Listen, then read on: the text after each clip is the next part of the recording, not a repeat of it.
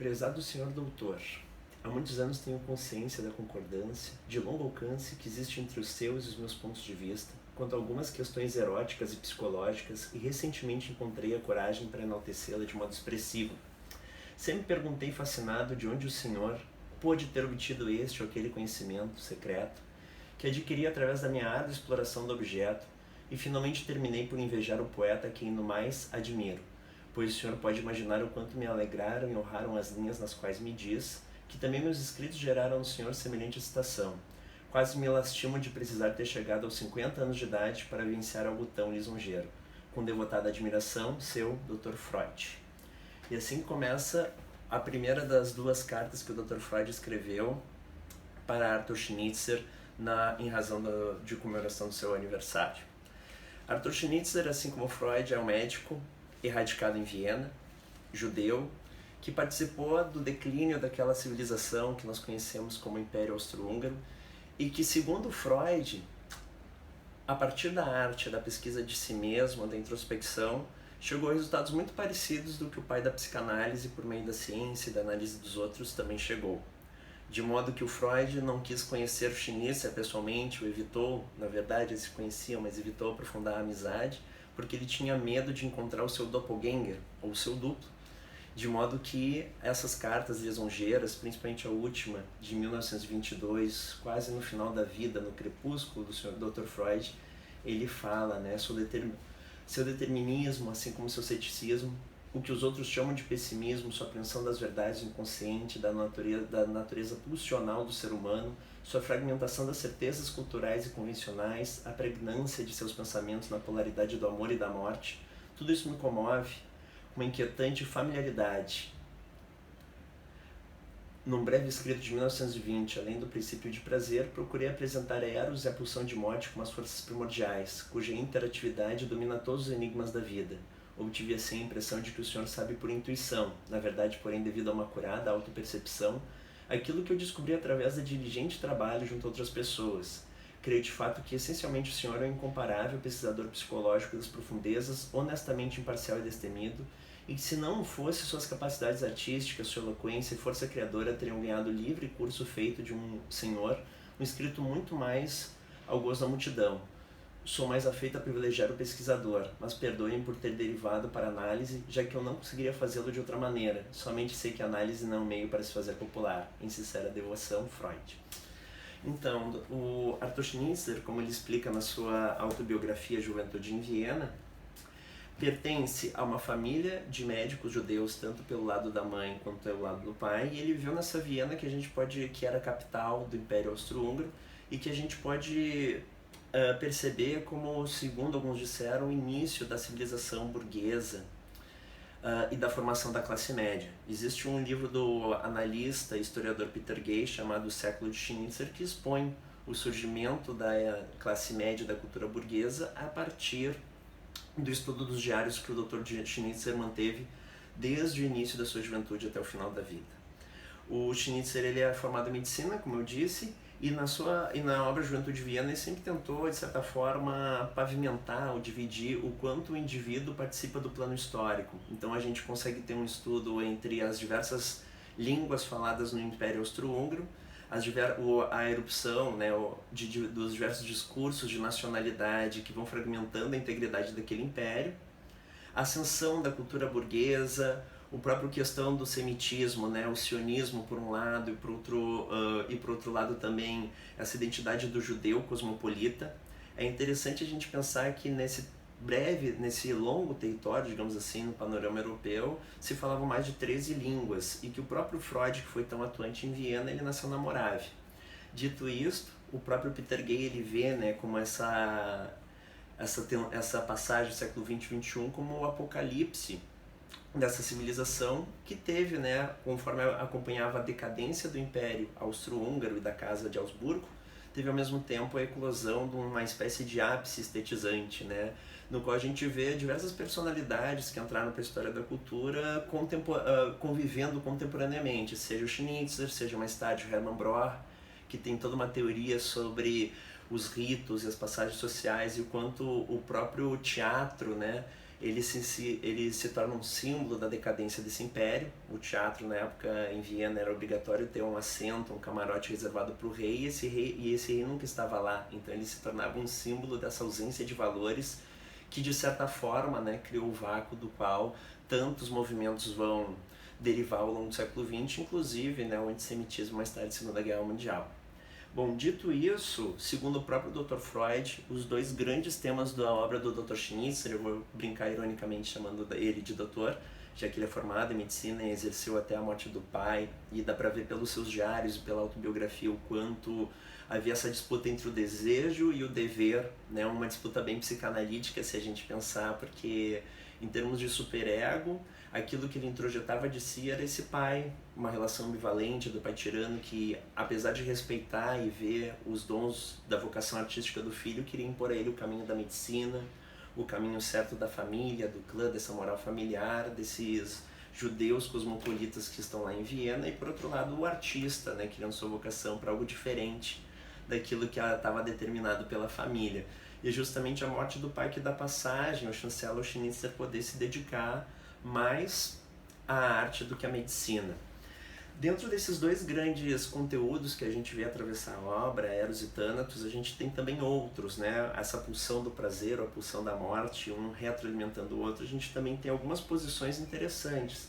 Por exemplo, o Schnitzer ele não foi alguém que descurou sobre o comportamento e a posição da mulher frente a essa sociedade de aparências que é a sociedade burguesa.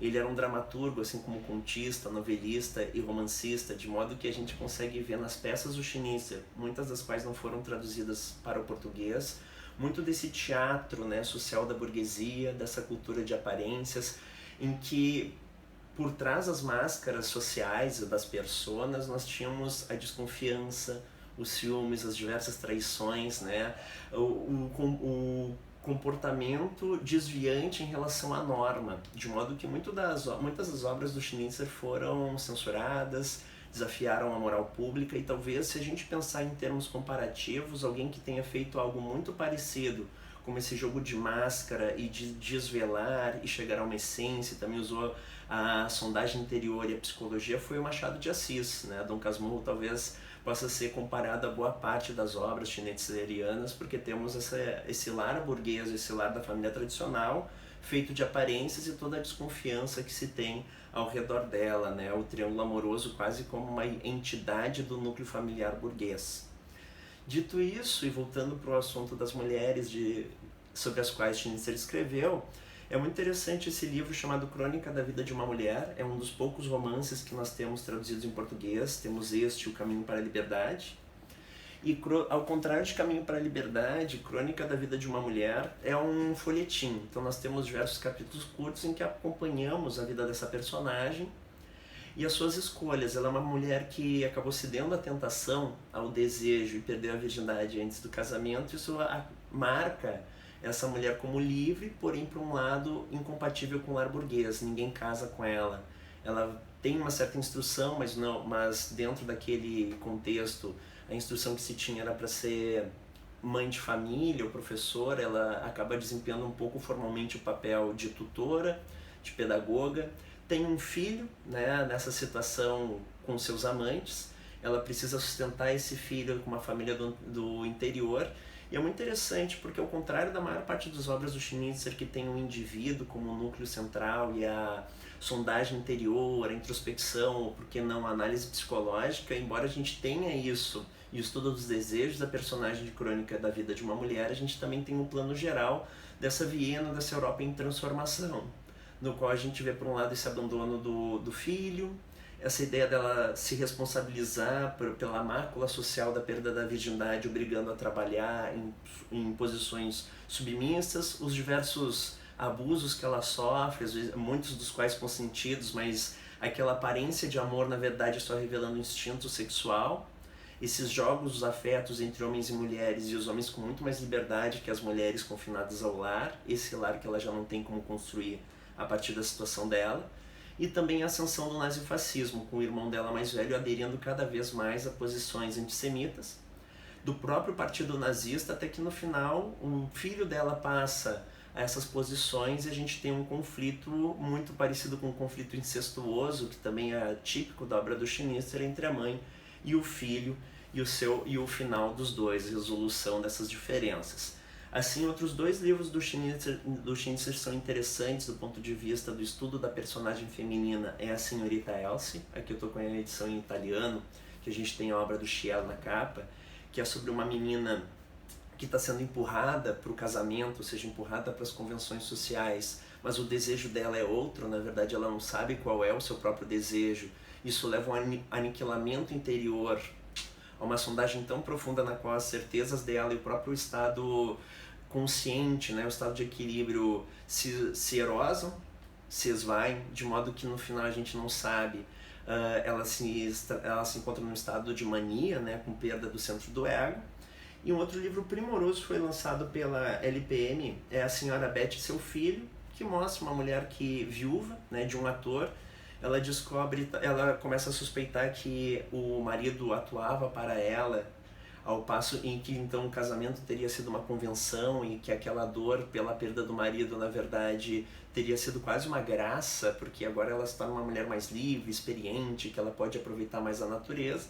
E ela acaba se envolvendo com o companheiro de escola do filho, né? Então, com um adolescente. A gente tem uma relação assimétrica entre a mulher sedutora, experiente, e esse adolescente, né? Com sua força de viver, desejo, e um nutrindo o outro, mas ao mesmo tempo, nessa triangulação, o filho, ele acaba se tornando um retrato do pai, e cada vez mais condizente com aquele retrato do pai, feito um pequeno Édipo, até que no final a gente tem um conflito edipiano muito interessante, que se dá numa balsa. Vale a pena a leitura. E sobre outros temas do Schnitzler, para a gente chegar na obra em questão, eu acho que é muito interessante a questão da obra dele também sobre as posições sociais e o quanto essa moral vigente, né, da Casa de Augsburgo, do Império Austro-Húngaro, ela era muito forte nessas convenções que mais tarde o Hermann Broch vai falar na primeira parte da trilogia dos Sonâmbulos, sobre essa questão do uniforme quase como um ente metafísico que ordena a vida, pelo menos na aparência, mas conforme aquele uniforme vai perdendo valor, nós temos, né, tudo aquilo que ele esconde, o que ele guarda nessa caixa de Pandora, que são os males, a desacomodação, a profunda desordem interior e exterior numa civilização em decadência. Então, sobre esse tema também dos filtros sociais ou das regras que regem a existência, acho que dois livros interessantes do Schnitzler são A Aurora, que é um estudo muito interessante sobre o jogo, e o Schnitzler, assim como o Dostoiévski, era um escritor fanático pelo jogo que perdeu pequenas fortunas jogando, digamos assim, e A Aurora é justamente sobre um rapaz que é um militar, né? Então ele tem um laço com o exército importante, e naquela época também muitas posições militares eram desempenhadas por nobres, e ele está endividado, ele não sabe a quem recorrer, e em geral o Schnitzler nos põe numa tensão, numa situação limite da qual não há solução agradável, né? Sempre há uma perda, e dentro disso ele revisita também, tentando sobreviver a uma antiga amante que ele abandonou, mas que tem o dinheiro de libertá-lo. Muito interessante como esse personagem vai ver a aurora do dia seguinte. E um monólogo interior dilacerante, a gente pode então pensar também nas técnicas literárias que o Schnitzler utilizou, e uma delas foi o monólogo interior, nesse grande movimento de introspecção que tem tem como sede Viena, com a psicanálise freudiana, e mais tarde, quem sabe, né, uma hipótese minha que, uma vez expulso de Viena, devido à ascensão nazifascismo e à derrota da Primeira Guerra Mundial, ele se estabelece em Berlim, mais tarde na Inglaterra. A gente vê o quanto temos então, né, esse modernismo acompanhando o Dr. Freud, porque na Inglaterra a gente tem o contato também com a Virginia Woolf, James Joyce, a Catherine Mansfield, e essa nova prosa, digamos assim, que vai lançar a mão do monólogo interior, do fluxo de pensamento, das epifanias, que são também artifícios que a base estão ali com a psicanálise do século XIX. E dentro do estudo do monólogo interior, talvez a obra-prima do Schnitzler que usa esse dispositivo é o Tenente Gust, que é um tenente que, por uma questão banal, né, uma questão de honra, e a gente vê o quanto a manutenção das aparências regem a vida interior dos personagens e sua conduta exterior, por uma questão dele ter sido confrontado por um padeiro, se eu não me engano, na saída de um teatro, esse padeiro encostou nele, e ele não se defendeu, ou seja, ele comprometeu o código de honra de toda a corporação. É uma situação parecida de uma outra novela do Dostoiévski, que é A Criatura Dócil, que acontece também alguém que se torna covarde na hora e não defende os seus superiores, a integridade, a imagem, o simbolismo do exército, lá o exército russo e aqui o exército austro-húngaro. Ele entra num tormento interior em que ele cogita a hipótese de se matar, e o suicídio é um destino, digamos, comum aos personagens schnitzlerianos, devido à desonra, e ele não sabia como ele vai conseguir assumir o papel de tenente frente à desonra cometida. Então é interessante o quanto os conflitos se manifestam no interior e no exterior, e eles têm esse olhar social e essa hipocrisia, né? Porque ninguém acredita mais nas formalidades das etiquetas de conduta, porém os personagens tendo esses valores introjetados, eles vão vivê-los até o limite, né? Então a gente tem essas situações limites muito recorrentes na obra do Doutor. E por fim, antes de chegar à nossa obra, 3 livros que eu acho interessantes que tem o tema da sexualidade ou da meia-idade do homem. É O Retorno de Casanova, que mostra esse Casanova voltando para um casal que ele uniu e do qual ele foi amante da mulher, e ele se interessa, né? Então ele já velho, com os dentes gastos, ele se interessa muito pela sobrinha da mulher, que é nova, mas ela não olha ele como um Casanova, né? Ela acha ele um velho incômodo, ao passo que aos olhos dessa mulher que ele seduziu no passado, ele continua um herói esplendoroso. Então é muito interessante esse ideal de se voltar ao passado e ver as sombras do dia, né? Aquele Casanova que ele fora e que ele já não mais é, e que ele apenas consegue ser uma caricatura de si mesmo. É um romance, é uma novela cruel, mas muito interessante. O Médico das Termas também é interessante como estudo do personagem, e é um romance em que a gente tem um médico que não sabe qual é o seu próprio desejo, de modo que ele é levado de um ou outro lado pelas personagens femininas com quem se relaciona.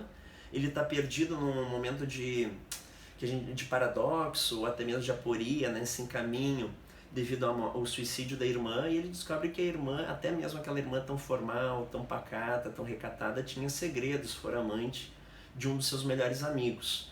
E a partir disso ele também vai descobrindo as vontades, aquelas pessoas impondo-lhes as vontades, e ele sofrendo dessa grande decisão de não saber se ele cede mão à sua liberdade, a pouco que ele tem, e vive bem os últimos anos, constitui família, ou ele continua buscando essa juventude perdida, até que a gente vai ter uma própria resolução. Ele lembra aquele homem supérfluo do Turgenev, né, que não tenta que é alguém da inteligência, que tem cultura, mas não sabe, mas não tem poder de decisão.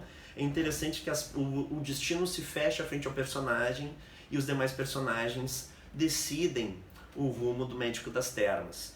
E acho que agora, né, só para terminar essa exposição, o livro que nós mais conhecemos como leitores brasileiros do Arthur Schnitzler é Breve Romance Sonho. O título original é Träume Novella, ou Novela de Sonho, em que a gente tem não vou dizer a falência do casamento burguês, mas o quanto a vida burguesa, presa a ritos, ela acaba despotencializando a vida sexual do casal. Então nós temos o Albertine Fredolin, em meio ao carnaval de Viena, ele um médico renomado, benestante, né? Então o símbolo da civilização burguesa, e a mulher, antes dele sair numa noite de trabalho para visitar um doente, ela lhe diz que teve, né, uma experiência fantasiosa, mais erótica, numas férias anteriores, né? Parecido com o filme do Kubrick. O filme do Kubrick, do De Olhos Bem Fechados, é uma adaptação deste romance, uma adaptação muito interessante, né? E o último filme do Kubrick, e é muito interessante porque ele gravou na Inglaterra, ele se passa nos Estados Unidos, então tudo foi feito por meio do fundo verde. A gente vê bem essa teatralização, que acho que é uma das grandes metáforas que o ligam com a obra do Schnitzler. Bem, a Albertine, ela fala ao marido que ela teve um capitão, um tenente do exército na última viagem que eles estavam juntos, que olhou para ela e ela sentiu naquele olhar um despertar, um chamado à aventura. E ela olha o marido e vê que aquele marido tão bondoso, que cuida dela, que é um pai de família respeitado, não era o bastante. E ela sente muita comoção, né? E ela diz que jamais tinha amado tanto o marido como naquela hora que ela sabia que poderia traí-lo, que bastaria aquele capitão ou tenente dizer venha e ela iria. E é muito interessante esse jogo de fantasia ou realização da sexualidade, dos desejos sexuais frente ao homem e à mulher, porque o homem, apesar de ter mais liberdade do que a mulher na vida social, na sociedade, ele não tem a capacidade, a força onírica, né, dos desejos dela, né? A fantasia onírica dela é muito mais forte do que a capacidade de realização das pobres fantasias do Fridolin, que são fantasias muito do homem de meia idade, que se volta às vezes para mulheres mais novas. Ele vai atender essa doente, esse doente ele percebe na cama do moribundo que a filha do moribundo sempre o desejou, então ele se infla de orgulho, achando que ele poderia seduzi-la, mas como o pai morre, ele não está bem no momento de seduzi-la, ela é noiva de um outro homem, médico também, mas mais novo, então ele se sente poderoso em relação a ele. Ele sai à rua e encontra uma prostituta, ela tosse, e ele fica comovido e acha que ela está doente, ele foge. Então é interessante porque ele vai experienciando muitas situações de desejo, mas ao mesmo tempo ele não tem a coragem de levá-las até o fim, né? Ele fica naquele erotismo, como o Bataille fala, do jogo do desvelar e do velar, do mostrar e do esconder, mas ele não tem, digamos, a força de levar esses desejos até o fim. Eu não vou entregar um filme nem um romance, que é muito bonito, na verdade é uma novela, né? Foi traduzido como romance, mas após uma noite de experiências frustradas, nas quais ele arrisca, ele é tentado e arrisca cruzar o limite, mas não cruza, na sua covardia burguesa, ele chega em casa e descobre que a mulher teve um sonho no qual ela sim se entregou ao outro homem, enquanto contemplava crucificado por amor a ela, e ela gozava exuberantemente, né? Então ela tinha um prazer sexual onírico muito maior do que o marido conseguia ter com outras mulheres na realidade, ou mesmo com ela.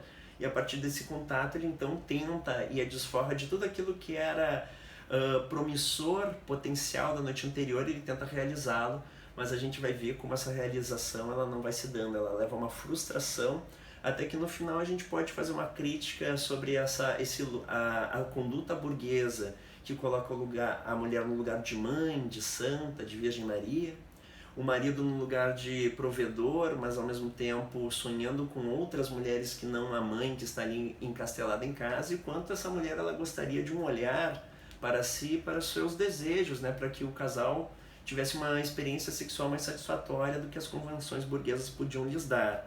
E é muito interessante porque há uma vingança entre as quase traições do Fridolin. Essa traição onírica da Albertine é uma vingança dos dois por meio da sinceridade. Então o jogo de ser sincero e revelar o que se pensa ao outro também vira um jogo de poder.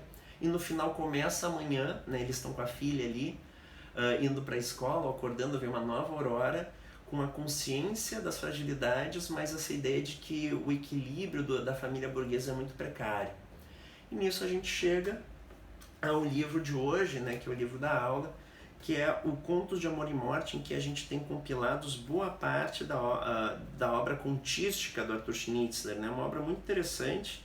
Ele escreveu 60 contos e aqui a gente tem 12. E a obra que nós vamos...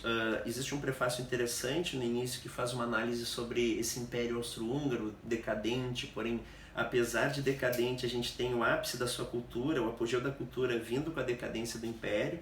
Esse Império que foi uma organização realmente conflituosa, frágil, em que a gente tem todas as etnias e seus gritos nacionalistas, né, a erupção de tudo aquilo que com a morte do Franz Ferdinand vai eclodir na Primeira Guerra Mundial e cujas tendências a gente vai ver depois também no nazifascismo, como a própria obra do Schnitzler também trouxe para nós, né?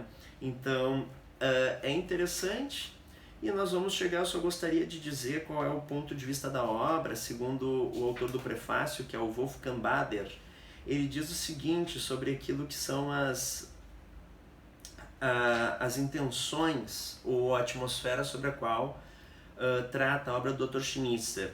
Schnitzler tinha forçosamente que cair em conflito com a esfera pública, pois ele não se enquadrava no código do discurso convencional sobre a moral e a moralidade.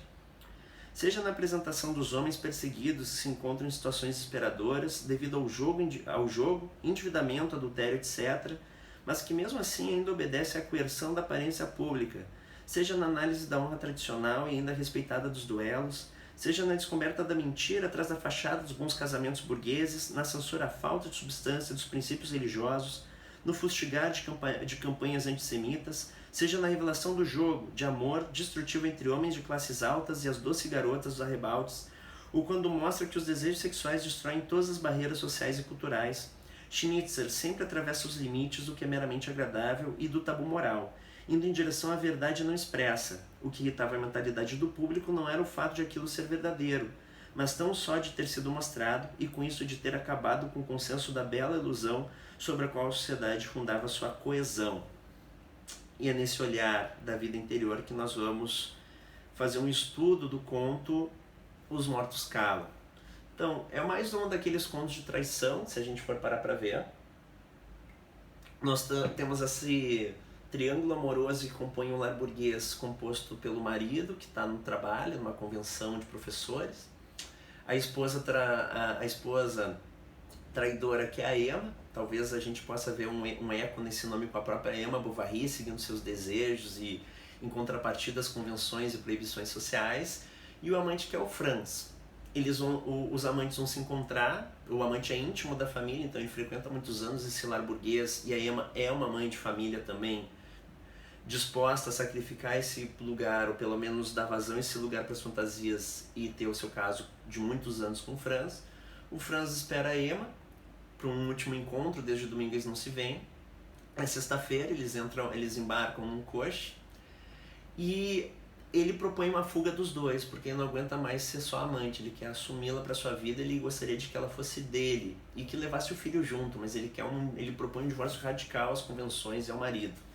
Porém, em meio a essa conversa de ambos, o coche capota, o cocheiro está bêbado, e ela se depara com o cadáver do Franz. E ela foge justamente às consequências de seus atos, né? Mas a gente vê que é muito típico dos heróis e heroínas do Schindler ser uma situação limite na qual a solução nunca vai ser apaziguadora, sempre vai se perder frente às consequências dos atos, né? E aqui a gente vê a precariedade de solução dela. Ela foge e deixa aquele corpo lá, ela volta ao lar burguês para se tornar de novo a mulher respeitada, mas conforme chega o marido, vem a consciência da culpa e ela entrega, né, os seus pensamentos. Ela tá ensimesmada e ela fala Os Mortos Calam. E com isso, né, o marido ouve esse ato falho e ele pergunta o que vai acontecer, e ela sabe que vai conseguir apaziguar sua culpa, sua consciência, revelando os detalhes ao marido. Então, em termos de narrativa, é isso que nós vemos nesse conto. Porém, eu gostaria de analisá-lo, né? Mas o que dá o enredo, eu gostaria de fazer alguma análise e ampliá-lo por meio da teoria que a gente vem estudando nas aulas. Então, a primeira questão que eu gostaria de comentar é o conto como um estudo personagem, principalmente na Emma e nas suas tensões interiores, né? Que também refletem muito esse conflito do ego com o superego, ou seja, com essa voz idealizada do eu, introjetada dos valores sociais, que era muito comparada à ordem, ao pai, à lei, né? E essa ideia do prazer versus o dever, da proibição versus o desejo, que acometem e abalam a interioridade da Emma. E a gente vê nela a tensão entre o prazer e o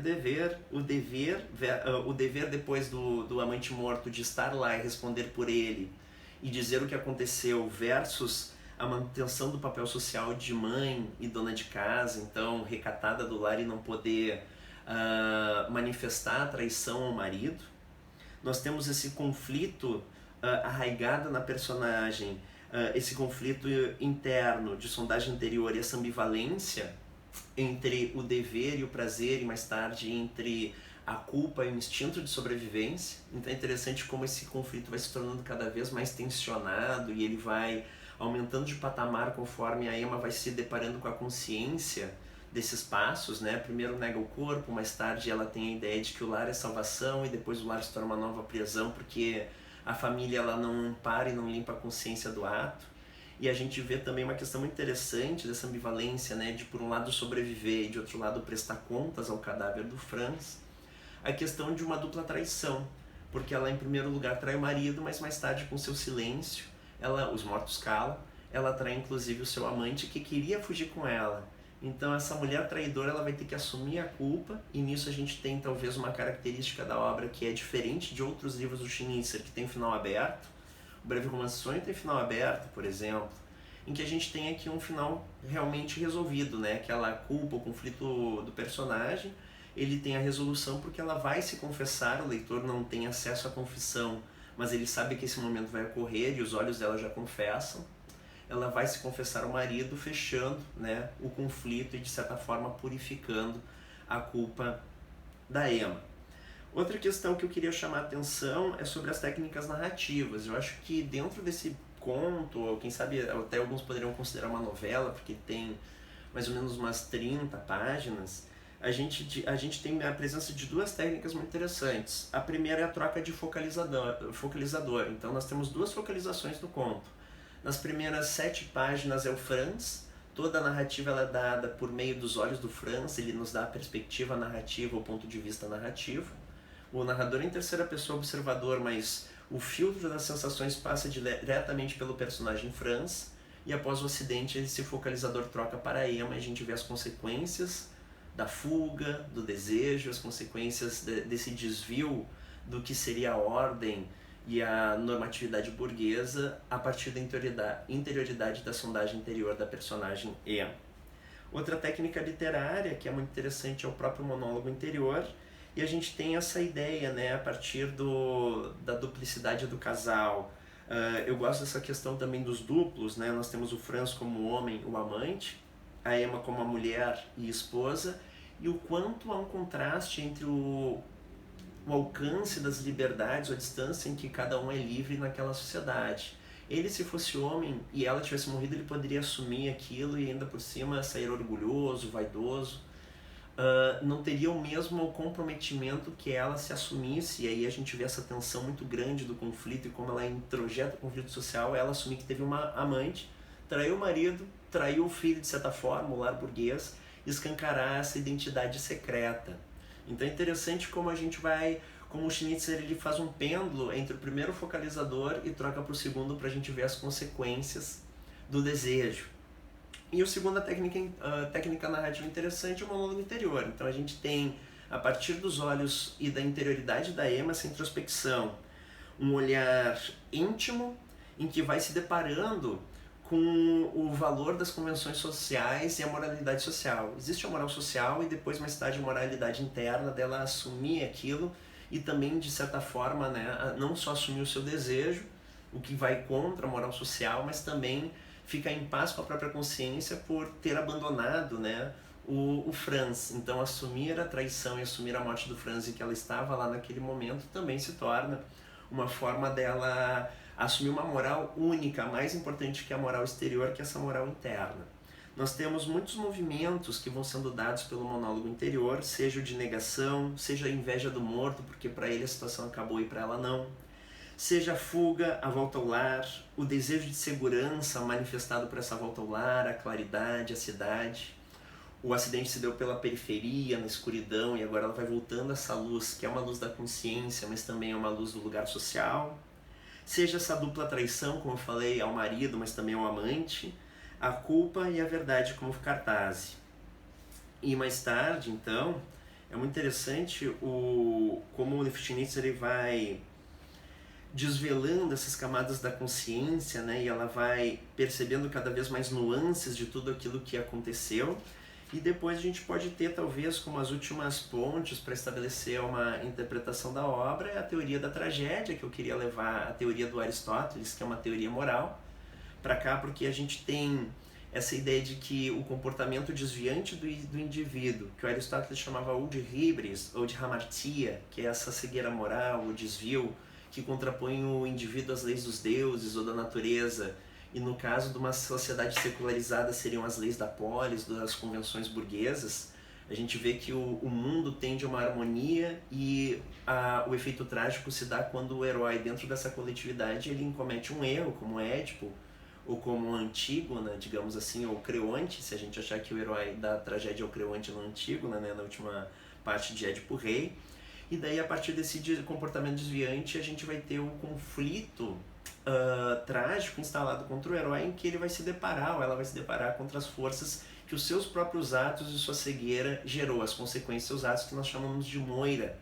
E aqui a gente vê bem esse comportamento, essa punição à traição, digamos assim, uma fantasia interior em que ela comete sim uma híbris ou uma amartia, um excesso, uma violência, um desvio em relação à moral social, e esse conflito personalizado no herói, na heroína no caso, em que ela precisa se deparar com a consequência de seus atos, e uma consequência que encaminha a heroína para restabelecer a ordem, a arte, que é a ruína, né? Então, tal qual o antigo, né, tipo rei, ou até mesmo Creonte, digamos assim, ou a Electra, né? A gente tem a ruína do herói, da heroína, com o ganho moral da consciência do seu erro, né? Então é uma ruína luminosa, pois chega também a dar a catarse, que é a purificação.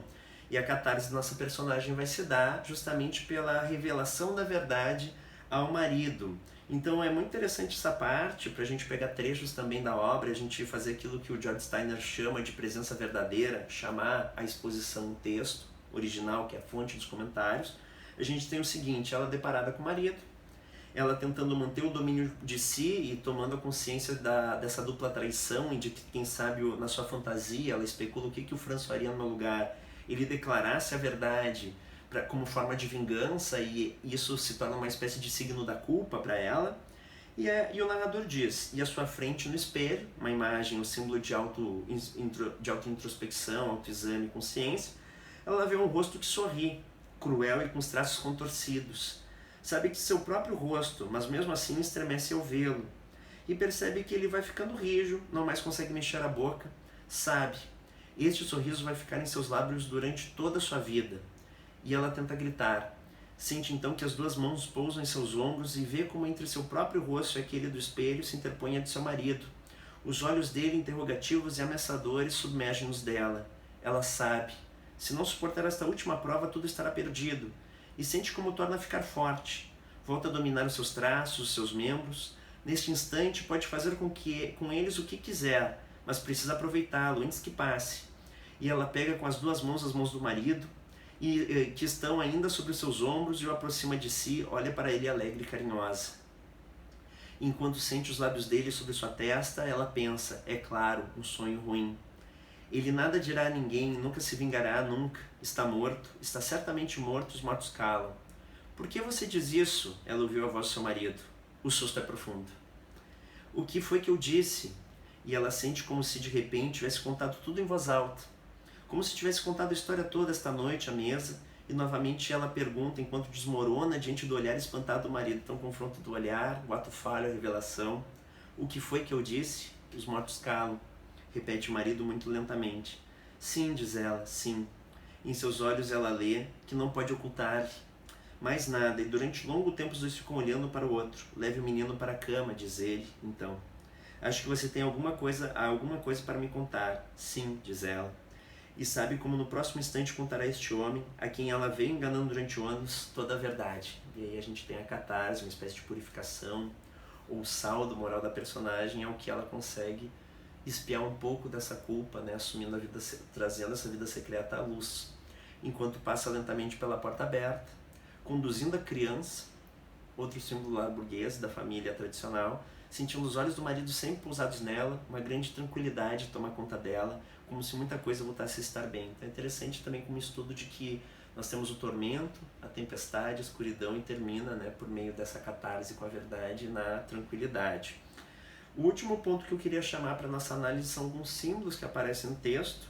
A gente tem a figura do coxo e dos cavalos, que me parece uma metonímia do desejo, porque desde a antiguidade clássica a gente tem esse símbolo dos cavalos, da sua potência, como algo possante, potente, vinculado ao desejo sexual, e esses cavalos eles estão quase embriagados, feito os cavalos de Afrodite, ou os cavalos na descrição do ego que faz Platão no Fedro, né, de que nós temos o ego dividido entre o cavalo da razão e o do instinto, e aquele cavalo do instinto, passional, do afeto, puxa, né, o governo, a condução do que seria essa auriga que compõe a alma do ser humano em direção à vida instintual, enquanto a razão tenta freá-la. Então é muito interessante o símbolo do coxo e do desejo, esse coxo cambaleante que resulta na morte de um dos heróis, que é o Franz, porque parece também as consequências de um desejo desgovernado.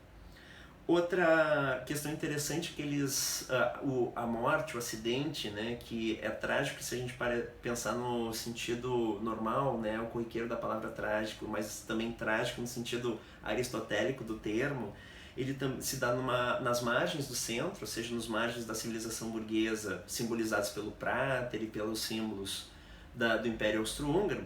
E a gente tem uma ponte que ela atravessa, e a gente pode pensar a ponte também como a vida e a morte, ela que contempla a morte do amado e de certa forma a sua própria morte e tem que ir em direção à vida, e também uma ponte entre o eu e a sociedade, esse lugar de conflito entre uma realidade interior escondida que tem a sua riqueza e a sua essência, e uma vida social clara no centro da cidade, que é para onde ela retorna após a morte do amante, quando ela decide de fato abandonar o corpo, para o seio familiar. E outras questões interessantes também é um jogo que acomete boa parte da atmosfera do conto, quando a gente lida com o espaço, que é a da escuridão e da luz. A morte acontece em escuridão, essa ponte que leva para a margem, para o rio, para a metáfora do abismo, ela olha e contempla o abismo, existe uma ideia de escuridão, da qual ela é resgatada ao final, quando o marido a olha, e ela de certa forma podia diluir o ego em tantas dúvidas e manter uma certa, até o fim dos seus dias, um comportamento de fingimento, uma pose, e ela desmorona na sinceridade. Então a gente tem um caminho que vai da escuridão e da luz, são muitos pontilhados. É muito interessante que essa luz ela tem muito a metáfora do ver, do olhar, tomar consciência. E essa luz ela também é salpicada não só pela iluminação da cidade, iluminação interior, mas também do vermelho, que a gente pode fazer uma conotação com também o sangue, o desejo, seja o sangue do vivo, aquilo que nos acomete e entumece os órgãos e que nos leva ao encontro do outro, seja também o sangue do morto como prova de que esse herói morreu. Nós temos essa luz que também é ver o adultério à luz da sociedade, como ela vai ser enquadrada pelo olhar dos outros, né, dos demais. E essa consciência da própria intimidade, e essa consciência também que leva, ou essa luz que nos leva a uma vida social feita de aparências. A luz é a aparência. E ao contrário da aparência, nós temos a grande escuridão onde estão os segredos do indivíduo. Então essa escuridão se torna também um lugar do desejo, da vida íntima e desse abismo que é para onde os heróis estão olhando, estão caminhando, o abismo interior, o abismo das consequências dos próprios atos que desampara o eu, rumo mais tarde a essa luz, né? A luz em meio à escuridão, que parece uma luz mais fria de convenções, embora também com o conhecimento que se dá desse jogo entre o eu e o outro, o eu e a sociedade. O último símbolo, os dois últimos símbolos que eu queria aproveitar é o olhar para o abismo, né? O de si e o dos outros, enquanto o conto nos põe numa situação limite, que é bem a situação que o Aristóteles fala dos personagens, né? Que a gente julga o caractere elevado porque ele está numa situação do qual a gente não tem como julgar a ação dele ou dela, né? Esse herói, esse descompasso que dá entre ação e pensamento, que na peça trágica vai levar à mudança de fortuna, né? A fortuna negativa dos heróis ou a restituição da ordem, ele também passa por uma situação limite, um certo comportamento dos personagens que a gente vê qualquer escolha moral será desastrosa, que é o que temos por aqui.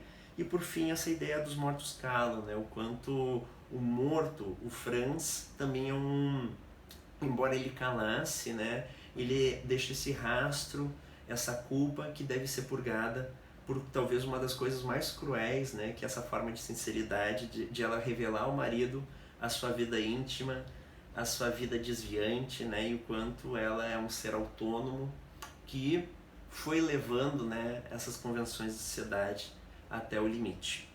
Então, espero que todo mundo tenha achado interessante. Eu sugiro muito a leitura do Schnitzler, é um autor maravilhoso, como vocês podem ver, eu gosto muito dele. E quem tiver acesso a esse livro, eu recomendo muito a última novela, que é A Fuga para a Escuridão, em que a gente tem justamente a história de um poeta que vai se tornando louco. Então é um longo estudo, um belo estudo da decomposição mental do personagem rumo à loucura. Dito isso, obrigado, boas leituras e até mais. Tchau, tchau.